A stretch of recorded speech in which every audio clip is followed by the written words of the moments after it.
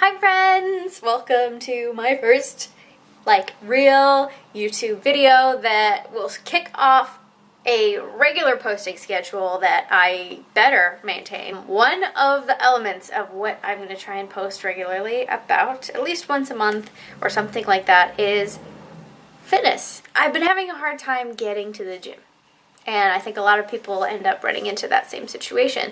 So at home, I started doing these exercises. I've never really had a strong upper body. My arms are usually little sticks, but now I actually have muscle tone and things that I'm just not used to having. So yeah, enjoy this video. I hope that it's somewhat entertaining and that there's information that will be helpful. I will catch you at the end. Okay, so I have a pull-up bar. Not everybody's going to have a pull-up bar in their house, which I know, but there are other ways to be able to get a similar type of pulling action. Even in your closet, you know the bar that hangs down? If you can get a TheraBand wrapped around the bar in your closet that you hang your clothes off of, then you can sit on the floor and you can still get that pulling motion as long as your bands are strong enough to give you some sort of resistance. So I am going to do 5 pull-ups, 10 push-ups, and 15 squats.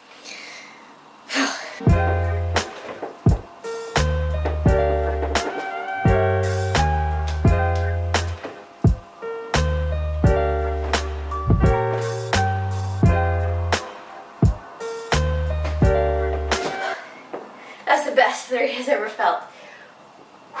Okay.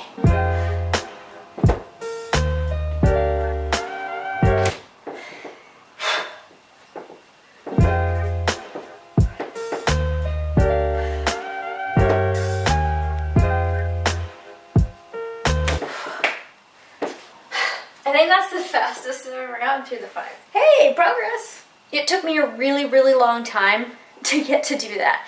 So what I would do before, this is kind of the progression of what I was able to do.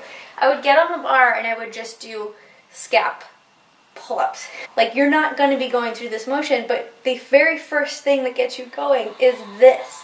So all I would do is hang off the bar and do a couple of scap pull-ups. Hang, let my arms hold my body, and now I'm going to pull just my shoulders down. Pull. Pull. So that's the initiation that you're going to need to do your pull-up anyway. I've made a lot of progress so far.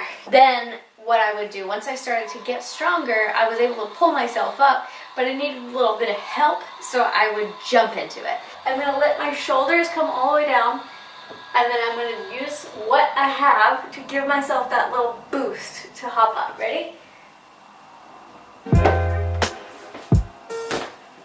Yeah! So, I mean, clearly that was a lot easier than what I was doing before, but that's just to give you a little bit of extra oomph before you go. Okay, so push-ups. You can have your knees. You can do knee push-ups if you keep your body straight and your abs engaged. But one of the things that I learned was, or that I was told, was that knee push-ups are only going to make you better at knee push-ups. So thanks, Becca. Since then, I have forced myself to do regular push-ups so that I can get better at them. You're working on being able to hold your body weight. So I'm talking too much. Let's just do my 10 push-ups.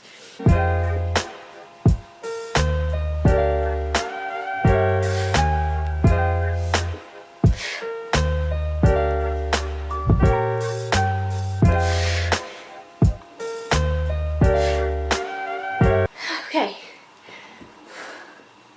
My push-ups are something I'm really weak at, and I really wanted to be able to do 10 like that, because normally I would only be able to do 5. And I forced myself the last week or so, every time I did this, to do 10. Don't stop. Don't put your knees down. If you have to, if you're not there yet, like I was, I had to just do 1 or 2 at a time. I would do a set of 2. I'd do 1, 2, sit back on my knees and reset. You don't have to do everything unbroken. You don't have to do everything strict, because if you're just trying to build simple strength like that, you have to start at what your ability is. Like, it's not, there's no pressure, especially if you do it like me. I am in my extra, space in my house just doing something so I don't feel useless for the day. Okay, squats. Ankle mobility and just being able to go through the movement well is the most important part. If your form is good and you're comfortable and you fly through air squats, then you can start adding weight. I'm going to do them with a kettlebell because I've worked up to that point, but just before I go do them, I will show you things to think about first.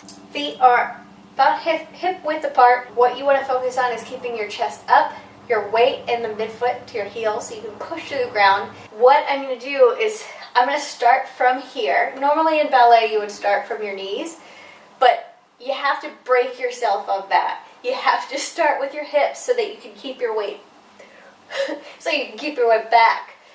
Sit back, chest up.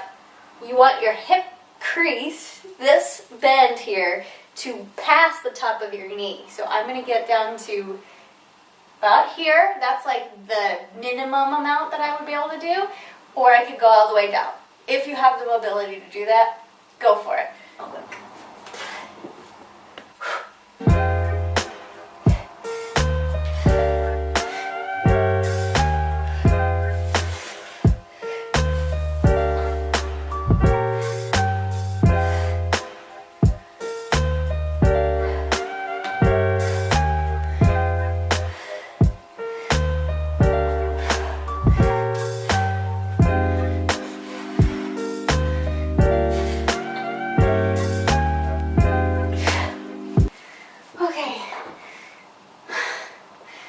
Yeah, okay, so something I thought about while I was doing that is some people have the tendency to roll in on their feet. If you're going to jump, you're not going to go like this, are you?